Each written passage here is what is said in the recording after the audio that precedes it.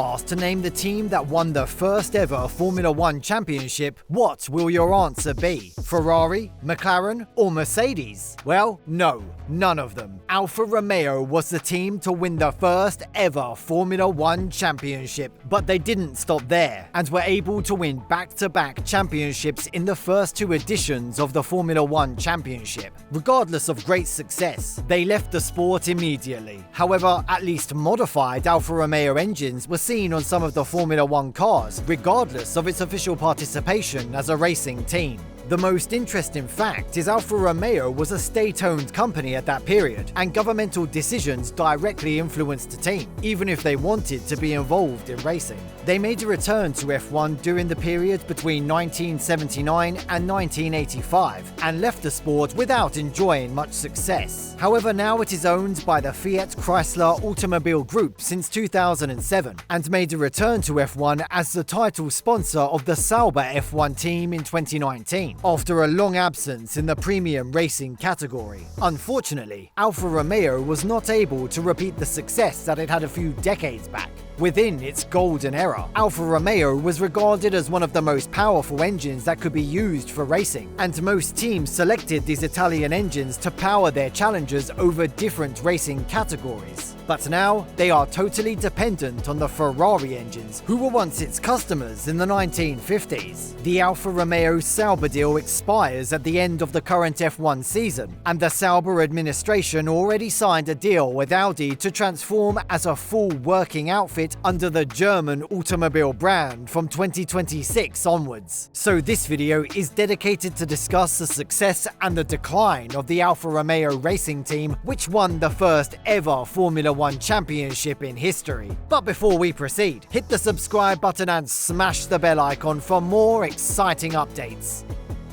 Before the establishment of the Formula One Championship, Alfa Romeo was a dominant force in the Grand Prix racings organised in the different parts of the European continent. Its P2 and P3 cars were unstoppable beasts in the early stages of Grand Prix racing. But later, Mercedes and Auto Union cars appeared to be more competitive rivals to the Italian racing brand in the 1930s. Then, Alfa Romeo introduced the 158 single-seater car in 1938, and it became the most dominant force in the 1940s. That car had the capability of winning all the Grand Prix during that period between 1946 and 1949, except in 3 occasions. After the establishment of the Formula One Championship in 1950, they continued the same rhythm by winning the inaugural season with Nino Farina, using the Alfetti 158. Then Juan Manuel Fangio continued that success with Alfetti 159 by clinching the championship in the second F1 season as well. This 159 is just an updated 158 with a 2-stage compressor to yield more power from it. However, Alfa Romeo saw a huge preparation from its former employee Ferrari for the 1952 season, and team management urged the necessity of an immediate update to the pre-war era built Alfetti 158. But Alfa Romeo was a state-owned company at that time, and the government didn't see any economical advantage of investing in a racing project like Formula One. So Alfa Romeo decided to leave the sport, regardless of their past achievements, as they knew that their 13-year-old workhorse was already outdated.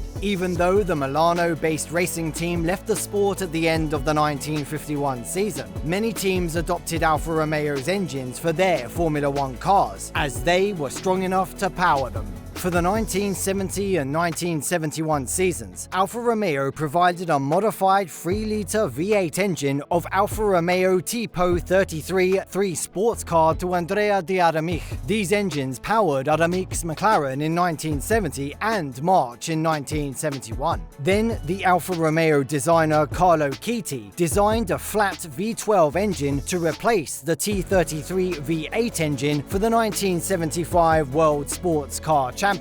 With the great success that it enjoyed, Brabham owner Bernie Eccleston invited Alfa Romeo to provide power units for the 1976 season. But the outcome of the Brabham-Alfa Romeo partnership was modest in the first year of their partnership. However, they were able to break the limits in the next 2 seasons by recording 14 podium finishes, including 2 victories as well. With that success, Alfa Romeo's racing wing Auto Delta decided to return to the sport as a full working team in 1979. However, the achievements were far below the expected level, and overall, it was not a successful project relative to their first stint in the sport. After back-to-back failures, Alfa Romeo decided to leave the sport again in 1985. Within that period, Alfa Romeo was never able to finish higher than 6th in the standings in a single season, but they continued to supply engines for the midfield contender Ossola till 1987. After a long absence, Alfa Romeo reappeared in Formula 1 as a sponsor of its former employee, Ferrari. After appearing 4 years on the Ferrari livery, they signed a deal with the Sauber F1 team as a title sponsor. Even though the team was rebranded as Alfa Romeo, ownership, management, and Swiss racing license remain unchanged. Here, I'm gonna tell you something surprising. With time, things have changed a lot and ownership was transferred from the Italian government to Fiat SPA. On the other hand, 90% of the ownership of Ferrari was also transferred to Fiat SPA. That means both brands are now under the umbrella of Fiat, which owns world-famous brands like Abarth, Chrysler, Dodge, Jeep,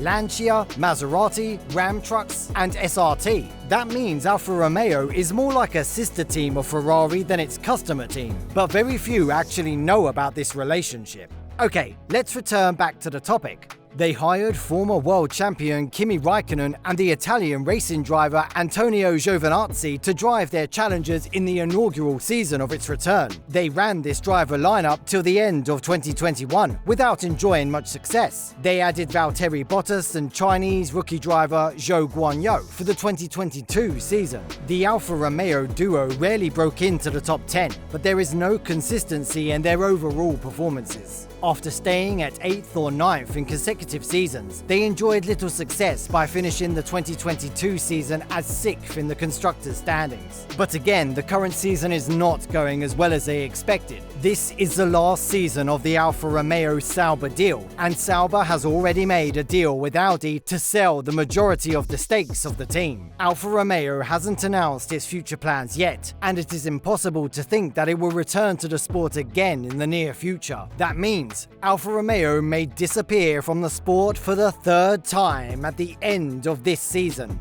What do you think about the involvement of Alfa Romeo as a racing team in the future? Share your thoughts in the comment section below. Thank you so much for watching the video. If you enjoyed the video, subscribe to the channel to get more exciting Formula 1 news. See you in the next video, guys. Goodbye.